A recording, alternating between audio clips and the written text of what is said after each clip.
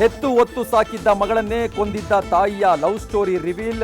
19 ವರ್ಷದ ಹಳೆಯ ಪ್ರೀತಿಗೆ ಕರುಳ ಬಳ್ಳಿಯನ್ನೇ ಬಲಿಕೊಟ್ಟ ಕಿರಾತಕಿ.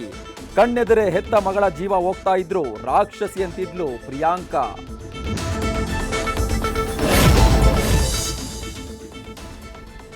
ಸ್ವಾತಂತ್ರ್ಯ ದಿನಾಚರಣೆಗೂ ಮುನ್ನ ಬೆಂಗಳೂರಿನಲ್ಲಿ ಸ್ಫೋಟಕ ಪತ್ತೆ. ಹಾವಲಹಳ್ಳಿ ಠಾಣಾ ವ್ಯಾಪ್ತಿಯಲ್ಲಿ ಜೆಲಿಟನ್ ಕಡ್ಡಿಗಳ ರಾಶಿ.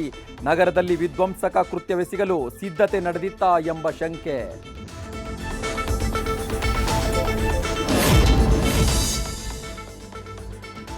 ಬಿಟ್ಕಾಯಿನ್ ಪ್ರಕರಣದಲ್ಲಿ ಕಾಂಗ್ರೆಸ್ ಯುವ ನಾಯಕನಿಗೆ ಟೆನ್ಷನ್. ಚಾರ್ಜ್ ಶೀಟ್ನಲ್ಲಿ ನಲ್ಪಾಡ್ ಹೆಸರು ಉಲ್ಲೇಖಿಸಿದ ಎಸ್ಐಟಿ ಟೀಮ್. ಇಡಿ ಇಕ್ಕಳದ ಮಧ್ಯೆ ಎಸ್ಐಟಿ ಕೊಟ್ಟ ಶಾಕ್ಗೆ ನಲ್ಪಾಡ್ ನಡುಕ.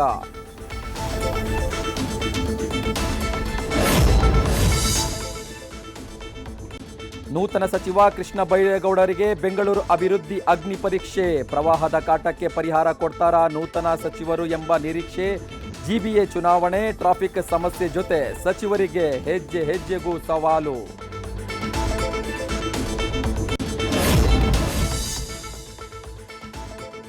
ಡೀಸೆಲ್ ದರ, ವಾಹನ ನಿರ್ವಹಣಾ ವೆಚ್ಚ ದುಬಾರಿಯಾಗಿ ಬಸ್ ಉದ್ಯಮದಲ್ಲಿ ಕಳವಳ. ಇಂದಿನಿಂದ ಖಾಸಗಿ ಬಸ್ ಟಿಕೆಟ್ ದರ 5% 8% ಹೆಚ್ಚಳ. ನೌಕರರ ವೇತನದ ಒತ್ತಡದಿಂದ ಬೆಲೆ ಏರಿಕೆ ಅನಿವಾರ್ಯ ಎಂದ ಬಸ್ ಮಾಲೀಕರು.